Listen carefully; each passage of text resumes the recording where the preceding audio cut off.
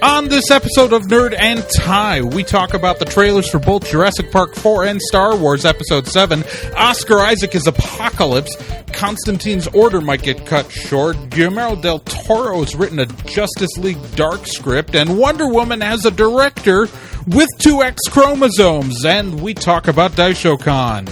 It's exciting. And welcome to Nerd and Tie, the only podcast with the dress code. I am one of your hosts, Trae Dorn. Joining with me, as always, are the illustrious Firsters. I am illustrious. And the ever-static Nick Izumi. Sometimes I get paralyzed by Pikachu. It's true. Only when he uses Thunderwave, though. Then it's a guaranteed thing. So those of you who are joining us on the video version this episode might notice that Fur is no longer a static image. He is a human being who moves in everything. And he's right over here. Animation I is just realized that they caught me wiping my nose. That was great. Thankfully I have tissue here, but it's that dry, cold Wisconsin weather that I'm dealing with that I can't handle. So you guys enjoy your week since we last did an episode? It wasn't Mine was bad. pretty baller. Not gonna lie, the MST3K Turkey Day Marathon was a real highlight.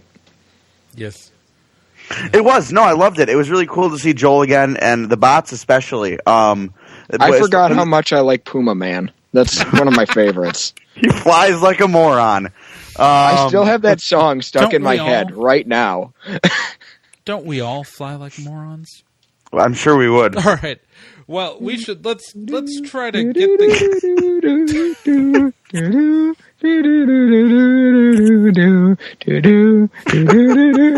Sorry. All right. Oh God, we've gone weird immediately. That's how amazing this episode is.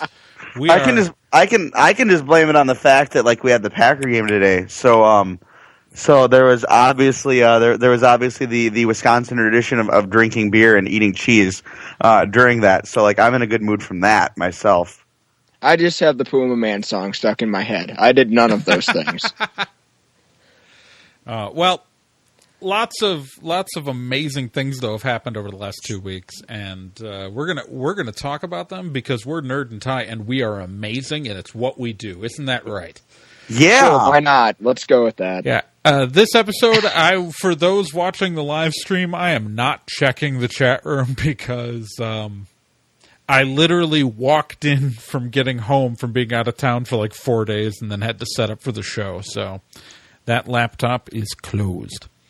Of course, people listening to the audio podcast on their digital audio devices weeks later don't care. No, so we're not pandering to them right now. We're pandering to the people in the chat tray. That's important. But I think we should talk about something they do care about, and that is one of the greatest things ever, and that is that we just got the Jurassic Park 4 trailer this last week. The greatest thing ever? Well, okay. I agree. It involves Chris Pratt saying that certain things are a bad idea. I mean, really. Within the trailer. Jurassic Park movie. I know. So, for those of you who haven't seen, the Jurassic Park 4 Jurassic World trailer is out, and it looks like a Jurassic Park movie, and people will go running and screaming from dinosaurs. Unless you're Chris Pratt, in which case you're apparently riding a moped or motorcycle alongside dinosaurs. Which is pretty much the greatest thing that we've ever... It's so stupid. That's the greatest thing on film since Voldemort hugged Draco Malfoy in Harry Potter and the Deathly Hallows Part 2. I have been waiting for some... Well, let me tell you. And it happened. The moment with the motorcycle and the dinosaurs, that was it for me. That sold me on this movie. That made me say, yes, I need to go see this because it's true he's not riding a dinosaur. Chris Pratt doesn't ride a dinosaur. He rides with the dinosaurs. But that's pretty close to what you predicted. I'm going to call that. I know. And I will say, like the dinosaur designs are really, really cool. Like, it makes me rather agastopic about some of the dinosaur designs. But I mean, like, my God, it's so dumb to see that end bit because it's like the trailer's about to end, and then all of a sudden, boom, Chris Pratt riding on a motorcycle with the Velociraptors. I hate to break this to you, but this entire film franchise has been incredibly dumb. Like, it has, but this especially. All of these movies have been really dumb. Even the good ones have been incredibly dumb. So, this is not going to change the way I view Jurassic Park. I happen to love Jurassic Park and all of it's stupid. It's inherently better when it's stupid. Don't you think? Agree. Oh, I agree completely, and I'm going to absolutely go see it because, I mean, obviously Chris Pratt's in it, which he has not been in anything that's bad ever. Wasn't he on Everwood? Was he? Yeah, I think so. I don't even know what Everwood is. Because that's the... Oh, God, you don't remember Everwood? I don't remember Everwood. It was a family drama on the... I can't remember if it was WB or CW era. Let's see. Oh, yeah, Chris Pratt. But the kind of show doesn't really change that much, whether it's WB or CW. It's the same kind of crap, really. Chris Pratt on Everwood. Are you just like dictating everything at this point? Trae screams Chris Pratt on Everwood. That it will. I just Googled that. If I were more professional, I would have pulled that up as an on-screen graphic. But for the audio listeners, I just pulled up a photo of Chris Pratt on Everwood, and it is the most hilarious thing. Blonde, curly blonde hair. Oh my God! He played a jock teenager on that show. I know because I watched it. That's horrible. Well, you have my sympathy. What? It was actually not awful. No. I mean, it was one of those shows I watched that like the scenes with the parents were way more interesting than the scenes with the kids.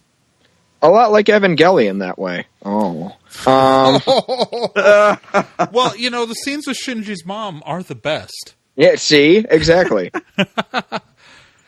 In jokes. Remember, Shinji, get in the robot, and the robot's your mom. This got weird. Spoilers from a show that came out in the mid-90s. AV Unit 1 is Shinji's mom. AV Unit 1 is Shinji's mom. I don't feel bad if you don't know this already. We really didn't ruin anything at this point. You should have been there already. Evangelion ruined everything already. I am a hardcore Ava fan, and I would say yes, you are correct. But the Jurassic Park trailer wasn't the only trailer that came out this week. No, it wasn't. No, we got our teaser trailer for Star Wars Episode 7, The Force Awakens, which I have watched more times than I can count. That's amazing. There's a lot going on in this trailer. My favorite thing is that people were convinced that the voiceover was Benedict Cumberbatch. That was hilarious. Sounds like his voiceover from the Star Trek Into Darkness trailer. It isn't him, guys. Settle down. It was the Star Trek Into Darkness trailer all over again, with the movie J.J. Abrams wanted to make. Yeah, Arkham Eyes, before I saw it, I came home from work to check out the trailer. Before I had even checked it out, Arkham Eyes has texted me, I think the new Star Wars trailer is just Star Wars footage with the audio from Star Trek Into Darkness over it. That was what I came home to. But no, there's that. What else? Obviously, the new X-Wings look very cool. We got a glimpse at the Millennium Falcon again. And a lightsaber with a blade crossguard. Can I just say how stupid the crossguard lightsaber is? I know that some guy already had it in the extended universe. But it's established. But just because it's established in the expanded universe doesn't mean it's dumb. Most of the expanded universe is dumb. That's a great way to cut your own finger off. Obviously, Okay, if you're so- handling it wrong. Oh, let me see. Obviously, if you're handling it at all, I mean, you could cut your own leg off with that thing. Actually, All right, the so running say you theory. have Hold a on. The running theory is that this is a non-force user using a lightsaber that they built themselves, Now- which would make sense. Which Say you have everyone a is sword. pulling out of their bungholes, because... Now, say you have a sword like I happen to have one here. Now, I've got a very small crossguard. But one of the ways that you want to hold this thing one-handed is to loop the finger over the crossguard. That's one of two ways to use a crossguard. The other is to use it to protect your hand. But if you have a long crossguard that goes off here, if you flex your wrist at all, you've now severed your own arm. Secondly, if you want to use it over the finger, which would keep the crossguard away from you, you have severed your finger. Dumb. I didn't say that it wasn't dumb. I just said that there's a reason for it. When I saw that part in the trailer, I bought this actually sword, started like, laughing. 20 years ago. Like, I was in tears laughing. And because honestly, the first thing that came to mind for me was a while back. I even like when episode 1 came out, I remember people joking, "Man, I bet Lucas's profits go up with every new blade he adds to a lightsaber." Next we're going, and I'm like, there we go. They actually did it. They actually made the triple blader. We've been waiting for it. No, it was. No, I mean. Now, granted, yeah, of course, the fantasy space sword is dumb.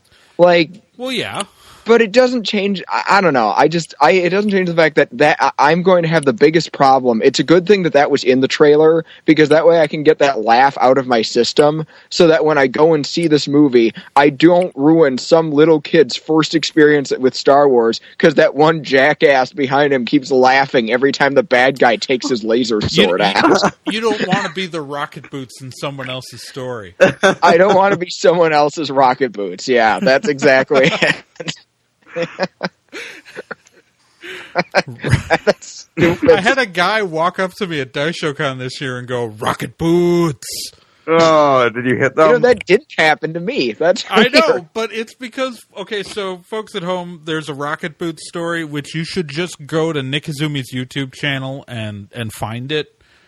Find the Rocket Boots story, but Rocket Boots, a true story of Iron Man. yeah, Just look it up. but when Nick and I co-hosted the No Brand Con cosplay contest this last spring, Nick, but in the part of the pre-show, Nick told the story, but I acted out the idiot behind him because I wanted attention, pretty much. I mean, let's not be dishonest. I wanted attention.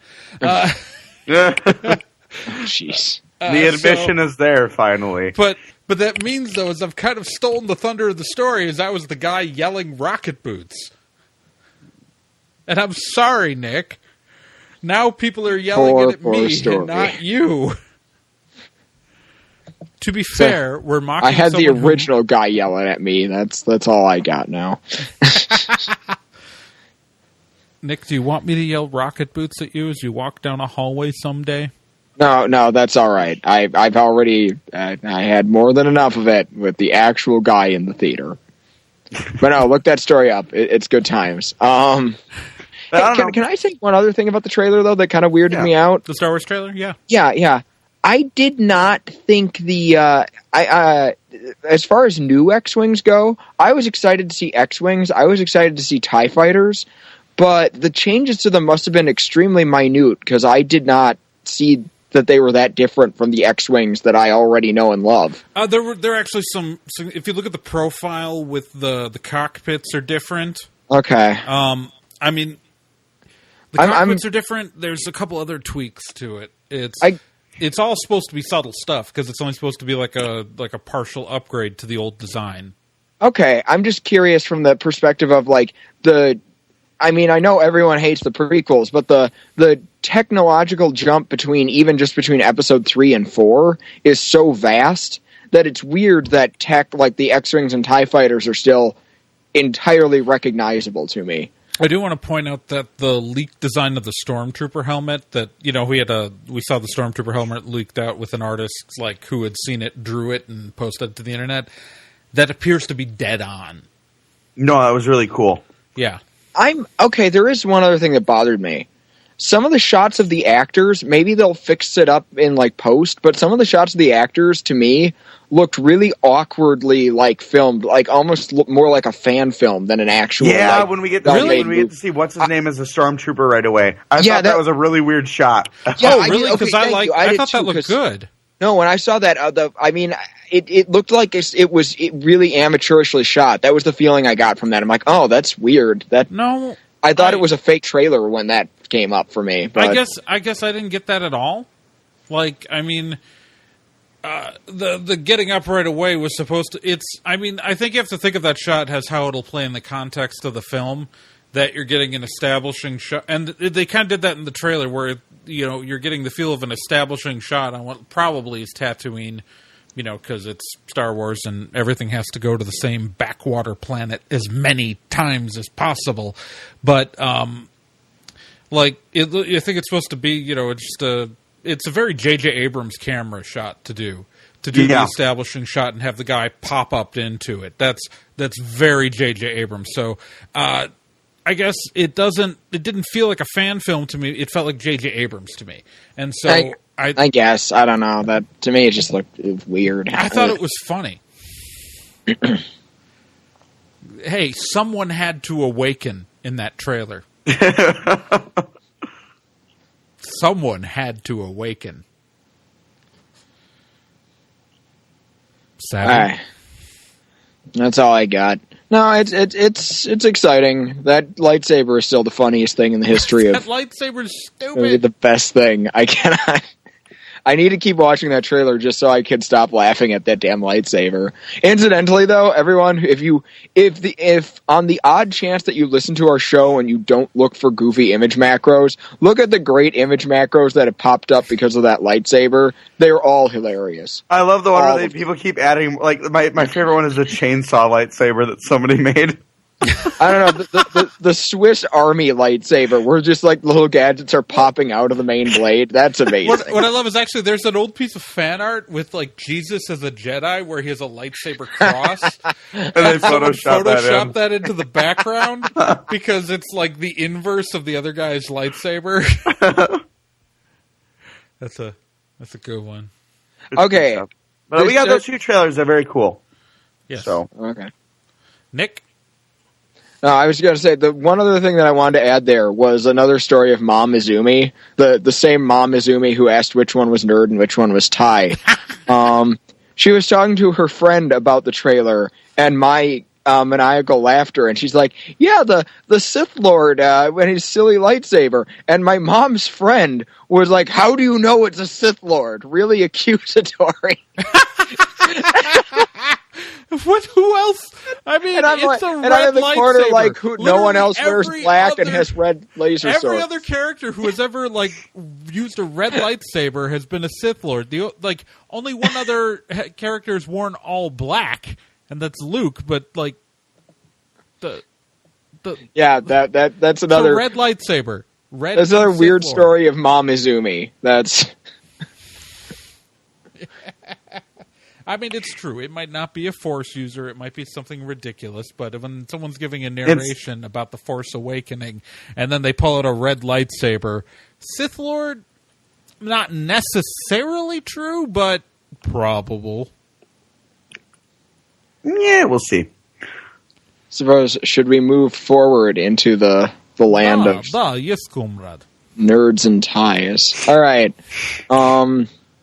Next up on our little docket is we have some casting for the next X-Men movie, which tragically is still being directed by our old buddy Bryan Singer, which makes us all really sad. But Apocalypse has apparently been cast for the film. And this does kind of relate to Star Wars. Who you got? We got Oscar Isaac.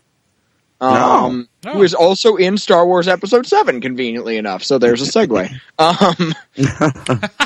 And weird how that works. Yeah, it's that I actually did not plan. I did the rundown this week, but I did not realize that. No, he's been in He's kind of a new. He hasn't been in a whole lot of stuff until fairly recently. He was Prince John in the 2010 Robin Hood, which I don't think anyone saw. I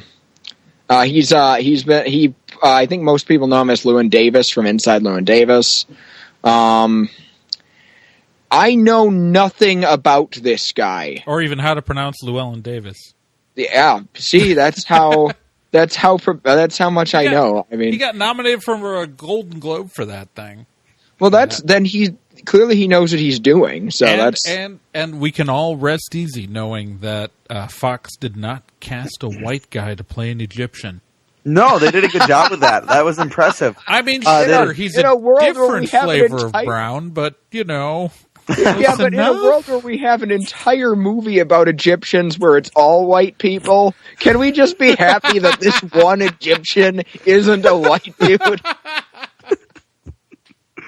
I remember that really important part of history where that white guy led a bunch of white people out of white guy led Egypt. Do you guys not remember that? It was in all the history books. It's funny because I mean, even when the Prince of Egypt there were a couple white dudes playing Egyptians, but at least the Egyptians were still, had dark skin in the cartoon. But no, not in live action. People in the Ten Commandments.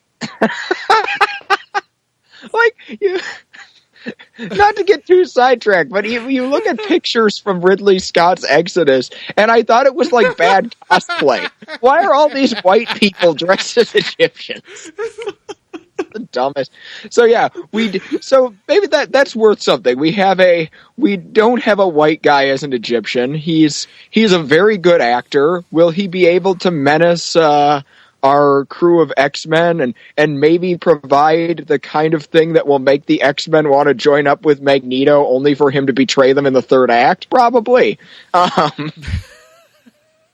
Because Magneto and the movie X-Men are like Lucy and Charlie Brown at this point. He keeps promising this time he's not going to turn on them, but when they start running, he's going to pull that football and they land right on their backs. Isn't that just regular Magneto? Yeah. But didn't he become a member of Scott Summers' weird X-Men? And does anyone know what's going on in the X-Men anymore? Who's read the... Okay, so I knew they had an all-female team in one book. Yeah. That's all I know. I don't read Marvel. I've barely gotten back into Marvel. The only Marvel I'm reading right now is the current Miss Marvel, the Kamala Khan Miss Marvel. That's the only Marvel I'm reading right now. There was a split in the team for a little bit where Logan was in charge of the school and Cyclops was leading a bunch of anti-human X-Men, including I know Wolverine's Magneto. Currently dead. Wolverine's currently dead. That's all I know. He'll be back. Give him time. There's enough Wolverine clones.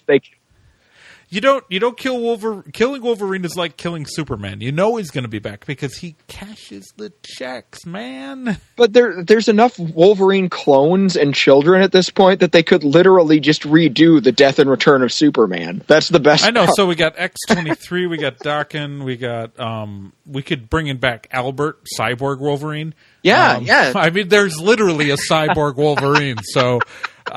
Is there a black Wolverine? There's that half Asian guy from that graphic novel called Bloody Choices, written by written by Tom DeFalco and John Buscema, who they heavily imply might be Wolverine's kid. In that, it's one appearance in one graphic novel, but why do I know that? You ask? Yeah, I'm curious. I'm curious myself. Since I know nothing about this actor, we might as well say. Because I have it right here. Oh, okay. It's just I bought it when I was a kid. Oh, that was that was the opposite of climactic. No, it's some bizarre story. In my bookcase, I was not aware these are here. I've got Wolverine number 113. Oh, which is from May of '97. It's got a Chasing Amy ad on the back. Oh, weird. And I've got an ash can of Dark Horse's X-Wing Rogue Squadron. Probably came with Hero magazine. Also appropriate because Oscar Isaac is playing an X-Wing pilot in Star Wars Episode 7, The Force Awakens. Nick, we've already made the transition in the segue. We don't need to keep revisiting it. But maybe Patton Oswalt was right on Parks and Rec. Maybe this is a long time ago. The X-Wing pilot's going to go off course and turn into Apocalypse. And we didn't realize this was all tied together. I don't know what's happening anymore. I just know that that everything is wrong. But so yeah, that's all we really know about the upcoming Apocalypse movie. Oh, that and they're apparently recasting a bunch of the original X-Men because they need to be young and stuff. Well, yeah, because it's going to be set in the 80s, and so it's going to be set in the 80s, so you're going to get X-Men First Class people. Like, obviously, James McAvoy is going to be playing Professor X. Hopefully aged makeup a little bit. Maybe. They can shave his head. It'll be awesome. I haven't checked if Fassbender's in the movie, but if Magneto's showing up, he's going to be played by Fassbender. He better be in the movie. Jennifer Lawrence, I think, is supposed to be in there as Mystique. I don't know what day.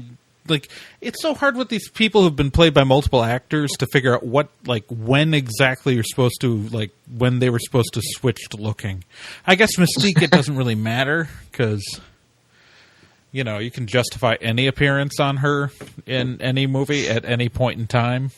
It comes with the territory, really. Yeah. All right, so... That's what we got, though, for that. I think that's all we can drag out of that. So I think it's time to go to another place. Yes, the DC Carnival of Sadness. Oh,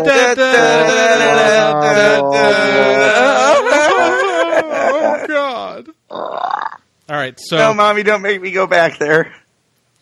To take us to the DC Carnival of Sadness, those of you who's been watching Constantine? Me! I have also. I've missed the last two episodes because of the traveling, but I've got them. The last two episodes have been really good. Well, I'm going to watch them probably tomorrow. But anyways, so Constantine, which has been airing, Friday nights on NBC, originally it was ordered for 13 episodes, and then partway into the season it had its order extended to 22. Unfortunately, NBC has announced that they are cutting the order back to 13. They're cutting the extra episodes. Now, normally this would be the death knell for a show. But the show is remaining in its time slot. It's not losing its time slot, which is what usually you'd see happening when they kill something. So what's happening, it seems, is that, so they delayed Constantine's premiere so they could line up with the premiere of Grimm. And what happened is that when they had to make still a show that is on for some reason. I really like it. I'm always so confused when I see that Grimm is still happening. It's really good. Grimm is really good. I'm not going to knock Grimm because Constantine is getting a big audience retention from Grimm. So anything that keeps that show on, I'm good with. Yeah. So anyways, but because they delayed the premiere, they only had, rather than the normal 7 episodes at the time when they'd have to make the decision about whether or not to order more episodes, rather than the normal 7, only 4 episodes had aired. And so they kind of took a guess whether or not they thought the ratings were going to get better. But because they didn't, they've decided to cut back. But the show's been showing enough growth that they're going to keep it in its time slot, see if it can build an audience. And so it still has a shot at season 2, where most shows in this position they'd be canceled, like Bad Judge. Constantine still has a shot for a second season. So I guess the message is, if you like Constantine, please tell a friend. Please keep watching. Yeah, I've been enjoying the hell out of the show. Actually, we'll talk about Daisho later in the podcast, but I decided to take Trae's advice from a way back Nerd and Tie episode, and I actually cosplayed John Constantine at Daisho. And the day before, everyone I knew was joking, "Oh, everyone's going to think you're Castiel."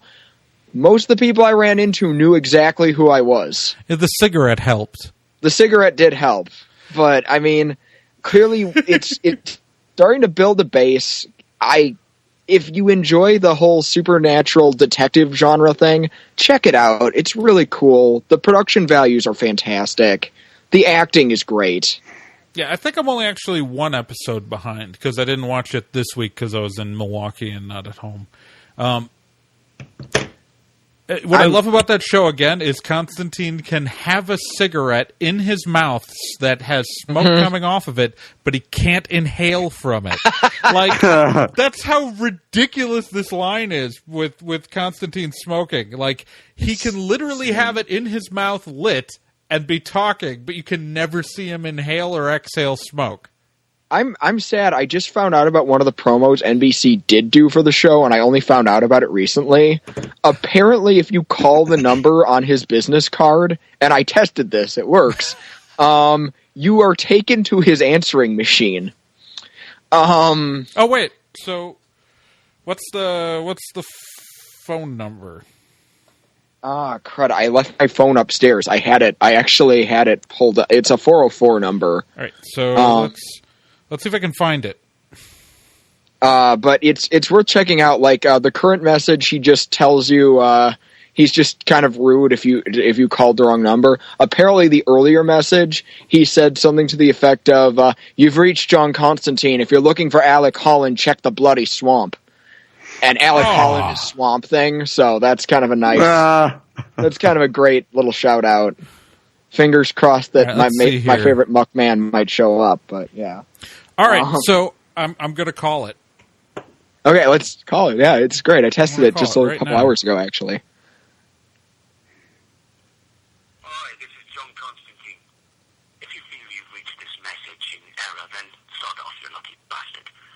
The rest of you, don't leave a number and lock the door. Cheers. Sorry, I think that's kind of cool. I mean, That's phenomenal. That's a neat little thing. Yeah. I'm really enjoying it. I really hope the show doesn't get canceled. I mean, at least they'll be able to tie up whatever story they wanted to tell in the first season. The first appearance, I was wrong. They had already shot their thing with hinting at the Spectre, Jim Corrigan, and that was really, really cool. The hints that they dropped, I would be lying if I said they were subtle, but it was definitely, it was enough that for people not in the know, it would get them interested, and for people who are DC fans, you might have a little bit of a fan moment of, that's awesome.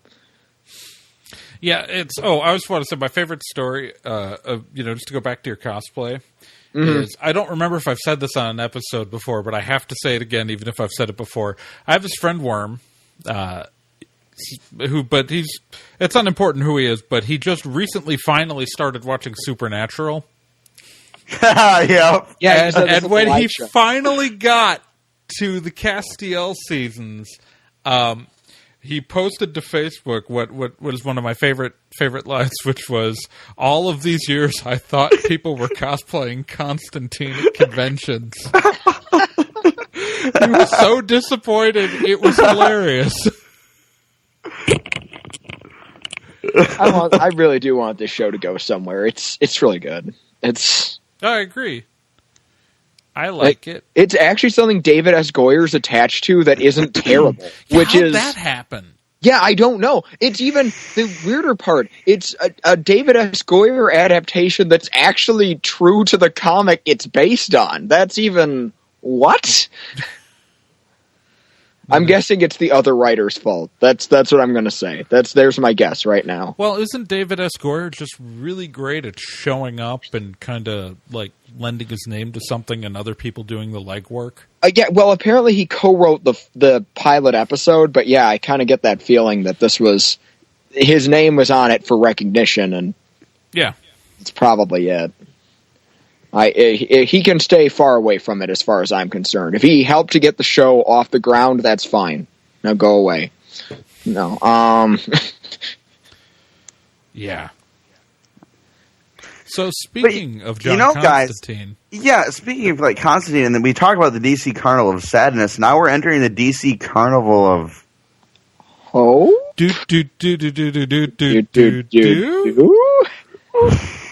So we got a couple of possibly good things on the side of the DC universe, and this relates to John Constantine and my boy Swamp Thing, for that matter. None other than Guillermo del Toro, and this goes back to, if anyone out there owns the one of those special edition Hellboy DVDs, they know that Guillermo del Toro has been wanting to do a movie with a couple of the more magical characters from the DC universe, especially my man Swamp Thing. And just this last week, Mr. Del Toro turned in a script to Warner Brothers of his idea for a Justice League Dark movie.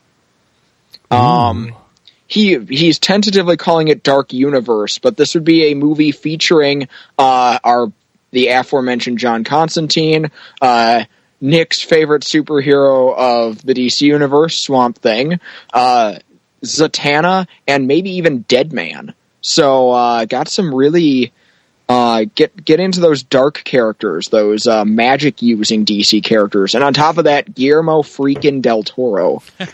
Who I can really honestly do no wrong. He's great in just about everything he's done. Yeah, and, I mean, like, okay, his writing is phenomenal. So before everyone, though, like, gets excited and, like, yeah, jumps for joy, this is a script nobody asked for.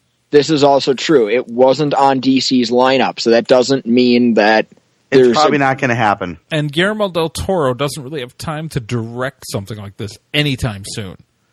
Which also sucks. It's nice. It's nice though that they've got it on file now to basically be like, oh, right. Yeah, we could do this. Right. And lastly, and this is important, Constantine is a character currently being used under a license for NBC, and so okay, so with The Flash, they're going to do a second Flash, but they're waiting enough years where they're betting the other Flash is going to get canceled before they make another Flash.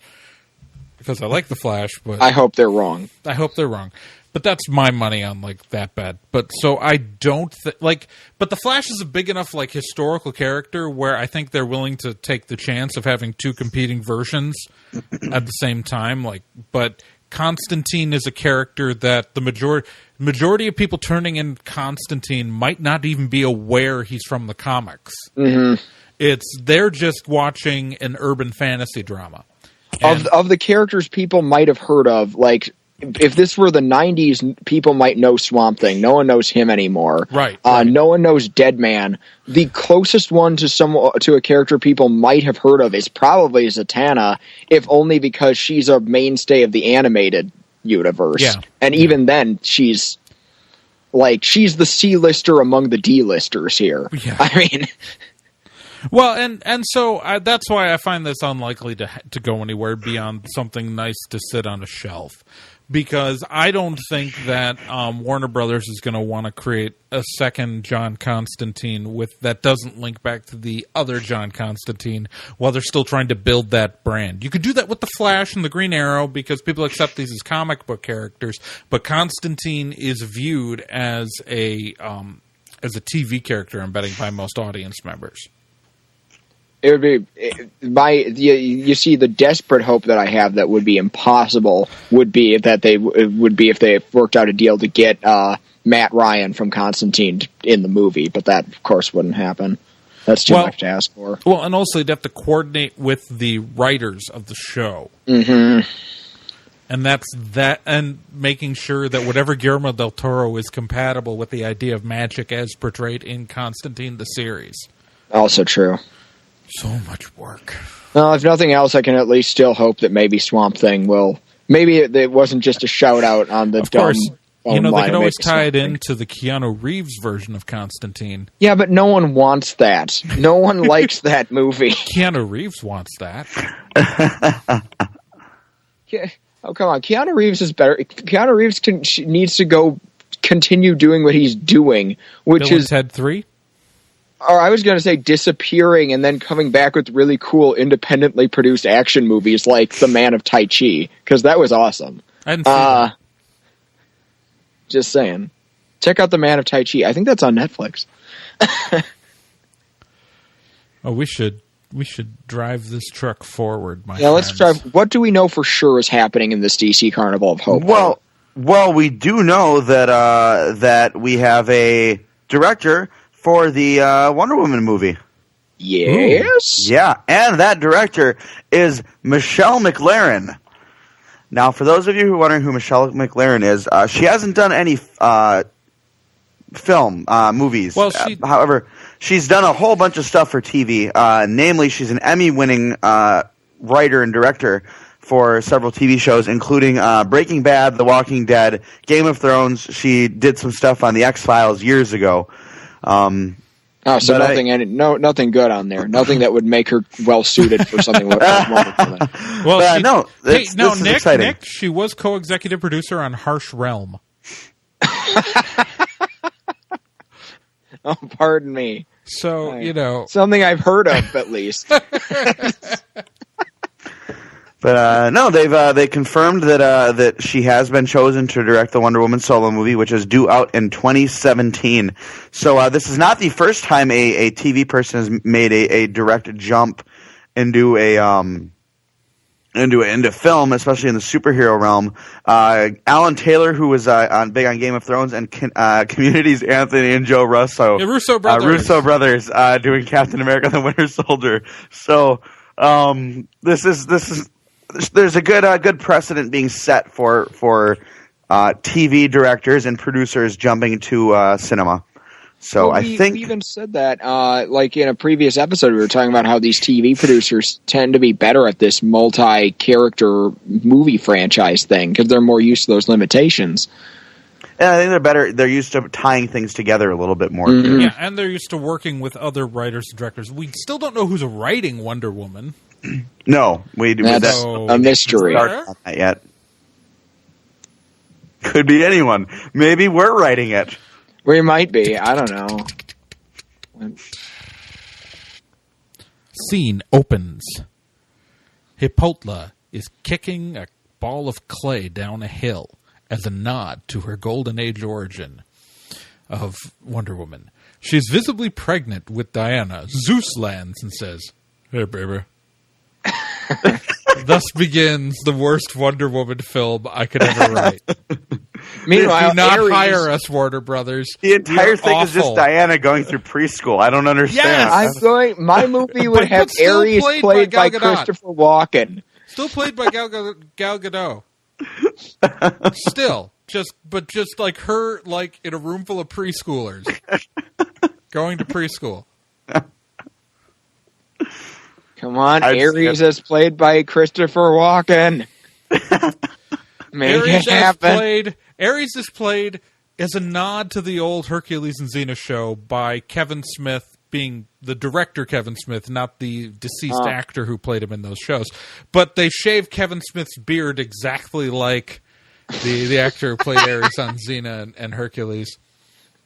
Oh, good. As a nod, again, to the late Kevin Smith. Excellent. Of course. I was so sad that never got made as a celebrity death match of Kevin Smith versus Kevin Smith. Alternatively, Kevin Smith from Stargate Atlantis would also be a good choice for Ares. But again, he's got to have the beard with like the sideburns connecting to the goatee. Yes, Trae. This is cinema gold. We will make so much money.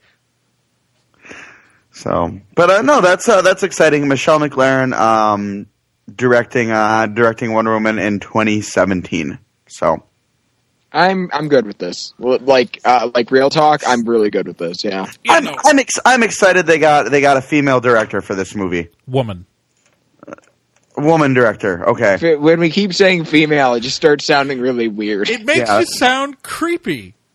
Like inherently, like when. Okay, so like when we. I'm just reading a text that came across from one of our listeners who shouted out quite loudly that they're excited that it's a woman. So, which listener? I will not name names of this listener, but she's cool. Name. What's their handle in the chat room? They're not in the chat room. Well, then how do you? So we know exactly who it is for. Yeah, pretty much. We will call her Snapdragon. To not confuse people. Okay. Works for Maybe me. a flower. Think about it. Yes. Yeah, I gotcha. All right. I gotcha. But no one else does. That's the amazing thing, is that we've completely said We've stuff alienated all of our listeners. Good job. no one knows. We're awful at this. All right, so speaking of things we're awful at, the three of us spent, not this last weekend, but the weekend before, at a convention. Huzzah! That's right. We went to Daisho Con in the Wisconsin Dells at the Kalahari Resort, where we recorded a live episode that you may have noticed in our feed. It was good. It was a lot of fun. It was at 9 in the morning. Oh my God. Yeah, no, it was the worst time slot ever. But we also had a really awesome guy who wanted us to know when our panel ended. He was super awesome. I will say that I never did get back to telling him that he had 5 minutes left in his panel. I was really tempted to. I was so about ready to show up and be like, by the way, you have 5 minutes left. So you can go back and watch it. It's on YouTube, and it's on, obviously, in the MP3 feed. And I apologize for the sound issues in that episode. Here's to you, guy that was dressed as James from Team Rocket without a Jesse, because that's the only appropriate way to do that cosplay is with a Jesse. You're a jerk. Well, he's I also wasn't going to call recorder anyone player. specifically out, but Well, no, it's okay. So that guy had he did it not knowing we were a podcast. He had the next panel in the room, and he asked the question first off, he was just nervous because he didn't realize we got a reminder. But he also didn't realize that when he asked, we were recording him and broadcasting him. We were streaming that. We were streaming live to the internet at that point. So he was not aware that he was... he thought he was doing a little nagging reminder, but he didn't know he was being a dick on live streaming television. So, way to go, guy. Hope your recorder performance went well. God damn it. Me and Trae are ruthless. We don't care. So mean. We don't care. Also, while I was there, I went and saw, we all did lots of stuff. I went and saw the Famicom Dojo podcast live. Yeah, I'm really is that sad I pretty didn't good? get to see that. They put out their live episode on Friday because they release episodes every Friday. So because they recorded Saturday night, they put it on Friday, and you can hear me on it quite a lot in the background.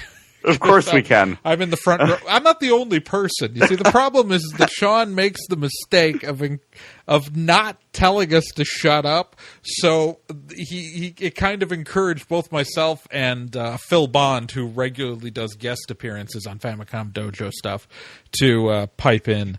But the Famicom Dojo did a really good live podcast from the show, although it took them a half hour to get their tech stuff set up. Because everything Sean set up should have worked in theory, and then none of it would work once he plugged it in. And so his panel started a half hour late. Mm-hmm. That's unfortunate. But the show's really good, so you should go to famicomdojo.tv and listen to it. I want to say that aside from a lot of good things happened for Otaku Tonight over the weekend. It was cool to see all of our regular fans and whatnot show up and stuff. But I would say the coolest part for me, at least, was the fact that I guess we broke fire code on Saturday night for Whose Line Is It Anime. We did that.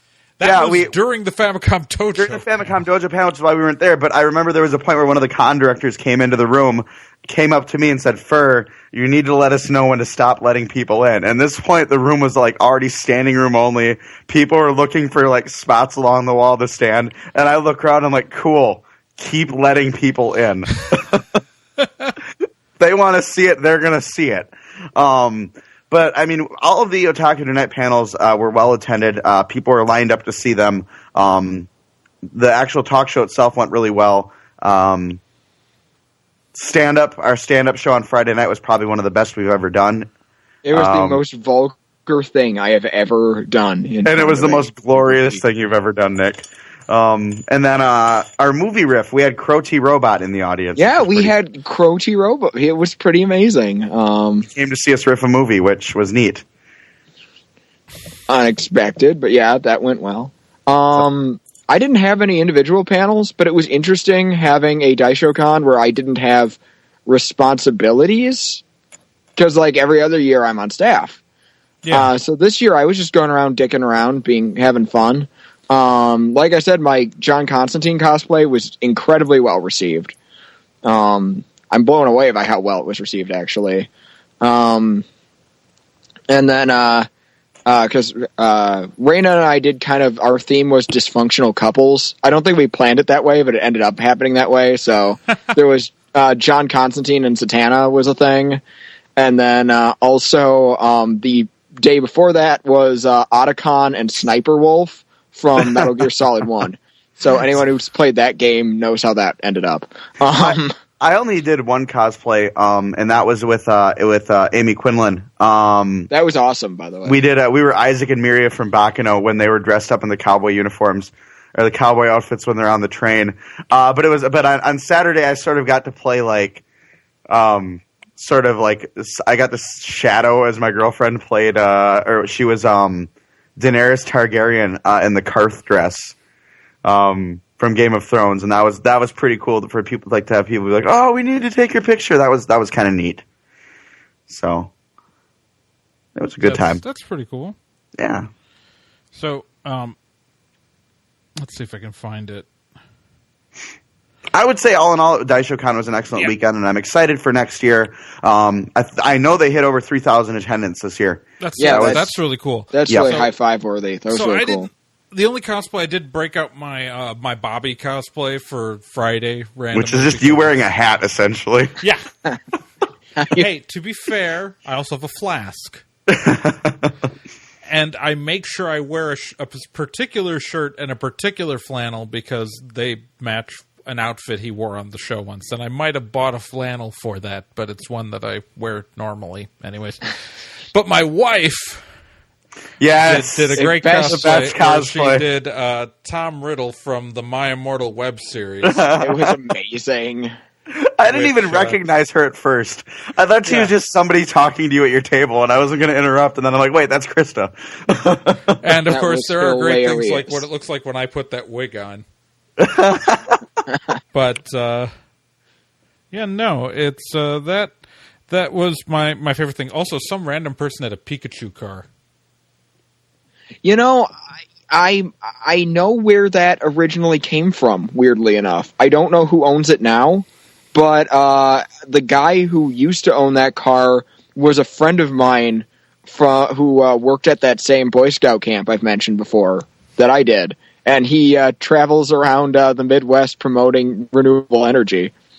And I have lost count of how many times we went out to get sushi driving the Pikachu car. That's amazing. It was baller. He was talking to me about buying it, but broke as hell. For the video viewers who want to know what the guy who had a Crow-T robot looked like. I loved, incidentally, the guy wandering around his crow, gets double high fives for having the Gizmotic Institute jumpsuit. He was doing Joel and Crow at the same time. Which...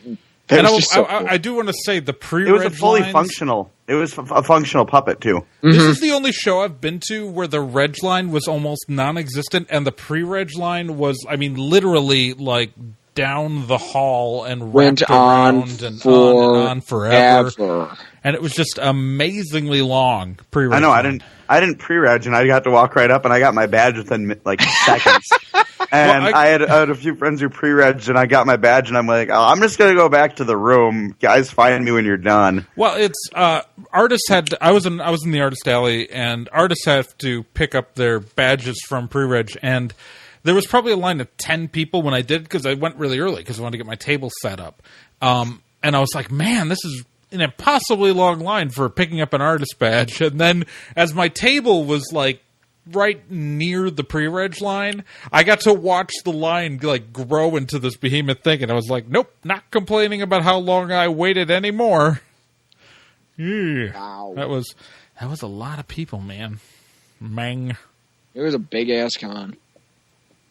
It was without a doubt. It was a lot of fun. Daisho Con is an interesting event, and I like seeing any Wisconsin con succeed. So it's weird. On a personal note, it's really weird retiring from staff there, because that's where I'm at right now. Yeah, because you were a co-founder of that event. Yeah, that was a dream that a bunch of us had while driving back from another con that was really terrible, and I won't name. But wasn't my con. No, it wasn't even in the Midwest actually. Good. But, and I've never been back to it ever since. So no, we were complaining about things we would have done better, and then eventually we were just like, hey, my Zach Neal, one of the other founders of the convention, is like, well, why don't we just do it? And before I knew it, he suggested that another person, Zach Allen, and myself go to the Stevens Point Ramada, and we had something going. And it's grown, and it keeps growing. And I wish it the best. It's really weird not being part of it. It's really weird. Oh no, it's cool. You got that plaque though. The plaque was cool. Yeah, I got they gave me a really nice plaque that I posted a picture of on Twitter. But that's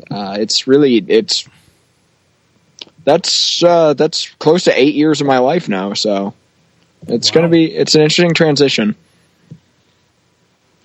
Dude. Because initially I posted 7, but then I paused to realize, oh right, there was the year before it started of just us planning. So no, it's like it. I stepped out of actively planning No Brand Con a while ago. Probably I left staff in 2011 the year after I moved to Lafayette, because I was technically on staff for the first year I was in Lafayette. Because I was their co-webmaster still for a year. But it's so weird to, like, especially when you go back to an event like that you used to run, and now you're just like a guy there. First off, it's really hard not telling people how to fix things. Or, like, if something goes wrong, you feel the need to, like, help. But then you have to remember that you might actually be bothering people by helping, because there are people whose job this is, and they want to be able to do it themselves. The bastards. They should let me do everything. Yeah, that was really cool. I will miss it, but yeah. Yeah. All right. So normally this is the part of the show where we'd move on to the mailbag. Yeah, but it'd be great if we had a... Well, it's a big empty bag. So the reason why it's empty, though, is Hold on, let me dig inside of it. No. God. Oh, my God, I found Hootie and the Blowfish down here. That's where and the dolphins make me cry. Nothing I can do. Put them back in the bag. Yeah, I'm getting back.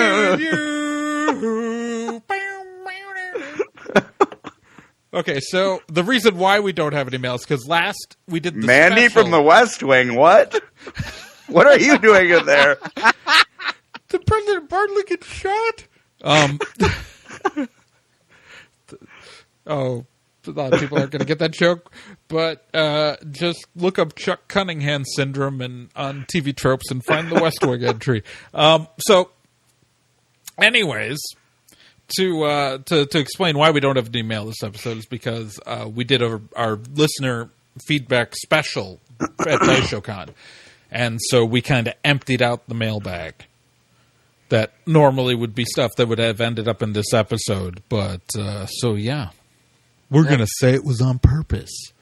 So if you do want to ever have your stuff read out loud here on the show and tell us what you think, normally you would just go to nerdandtie.com and click on the contact form, and we would read it, answer your question, be awesome, do what we do, and so forth. Yeah. But because we don't, we're going to move on to the Vomit Hat Steve Challenge. Which nobody got last time.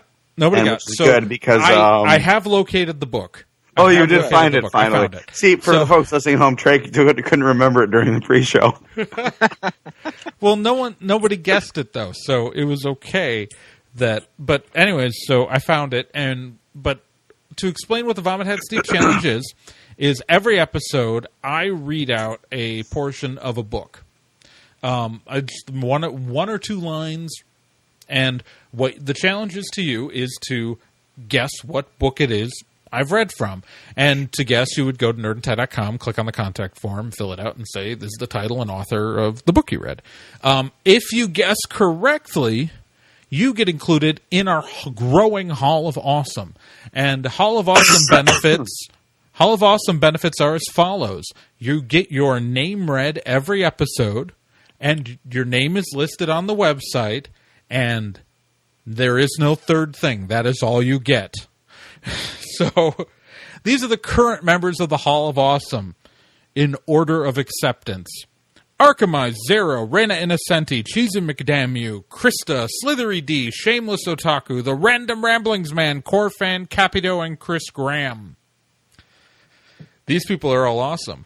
If you can guess the book that I'm about to read some of, you too can be awesome. And since nobody guessed the last book, we are going to read another line out of that book. Why not? Because I don't feel like finding another one, and none of y'all have guessed this one yet. So, okay, so the line is as follows. We're choosing new evening dresses, We're choosing new evening dresses. Alexandra held up a swatch of fabric. Would you care to help? Again, if you could tell us what book that is from, go to nerdandtie.com and click on the contact form. It's very exciting. Yeah, do the thing. If you have anything else you want to tell us, talk about, do things to us, yell at Fur, tell him his headphones look really stupid, go to nerdandtie.com, click on the contact form, and again, one day, Nick won't be static, but that won't be a day that is soon. Hey, animation is expensive. And I did. So the people listening to the audio version don't know this, but Fur and I are on video. But Nick, we've been using still images two different still images for him, and I did consider using the animated version of Nick Izumi, of putting just an animated GIF of Nick Izumi from the Nick Izumi show with like the mouth opening and closing. Whenever we did a close up on Nick, I thought about it. I did. But I didn't do it. I can send you one of the GIFs I made for the show. No. Oh. Aw. Well. You're lucky I let you use a microphone. I don't know. Headset. Banana. You're lucky you get bananas. I am lucky I get bananas. I need potassium. Potassium. But don't have too much potassium. Like my grandfather. Anyways, folks, that's fun. Yeah, thank you so much for listening to us on this Thanksgiving weekend. Nerd and Tie. I am, as always, Trae Dorn. I will always be First Stirs. And in the name of the moon, Nick Izumi is punishing you. And thank you for joining us for this episode of Nerd and Tie. Have a good fortnight, everybody. And remember to subscribe to us on both iTunes and Stitcher, and rate and review us. And Stitcher.com has an app for both Android and iOS, and I said that almost in the right order. Keep on spocking in the free world. Banana pants. Do. All right. Banana pants. Do. All right. Banana